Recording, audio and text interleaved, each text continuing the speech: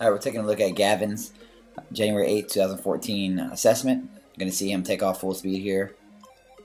Again, 50%. And now we're going to take a look frame by frame with the stills.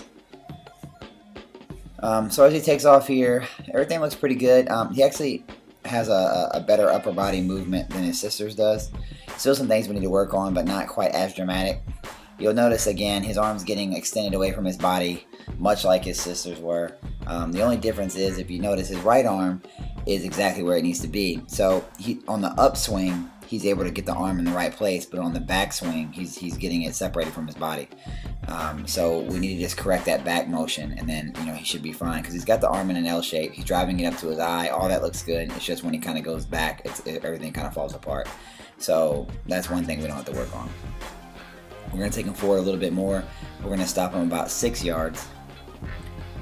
And we're going to take a look at the upper body again. And now you notice as time went on, he still has the arm in an L shape. He's still driving up towards the eye. However, he's getting it across his body just slightly, and that's causing him to abbreviate the motion. So it looked good early. It's a little bit off a little bit later. So just need to focus on making sure he gets that right every single time. He's got a little bit of shoulder action like his sister's, left going in front of the right, and etc. Not nearly as bad as his sister's, but something we need to address. Those shoulders should be squared up and rotating back straight. Again, the knee drive, much like his sister's, is not high enough.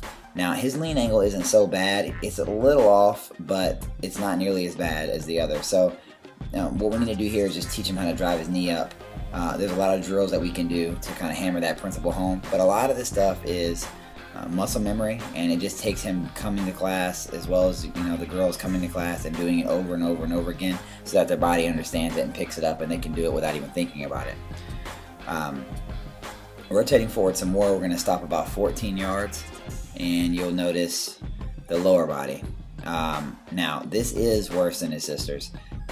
You'll see that the foot is extremely off axis. That could be 30-40 degrees off axis. Now you see it puts a lot of pressure on the ankle, the knee, and the hip area, and you can see the circles there to demonstrate that. But that can cause a lot of injury problems in the future. I've seen a lot of people tear ACLs or have ligament damage because of this kind of motion. So we want to correct this from an injury standpoint as well as a speed standpoint.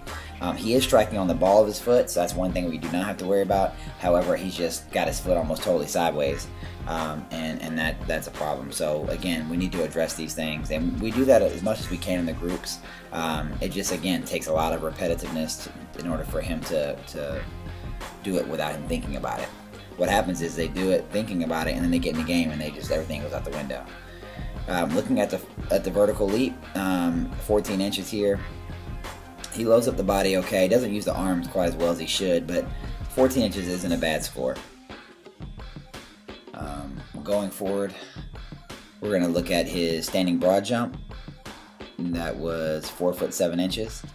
We'll see him load everything up here. Now see, he's got his arms kind of like in a dead motion. We need to just get him to use those arms all the way through from top to bottom. But 4 foot 7 also isn't a bad score, but we don't want not bad, we want great scores. So we'll continue to work with him on developing that explosive power that he needs to do better on these tests. We'll see his lateral here. He completed 13 reps in 30 seconds. Not bad. I mean, form's pretty good. He keeps his hips closed up, a little bit open there, not too bad. We'll teach him how to do that a little bit better as well. So, taking a look at his test scores,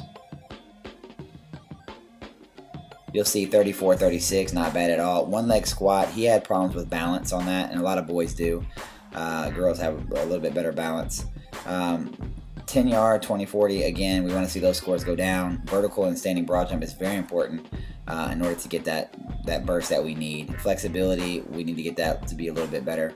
But our kids usually gain 30-40% strength, and all these scores usually end up going up quite a bit.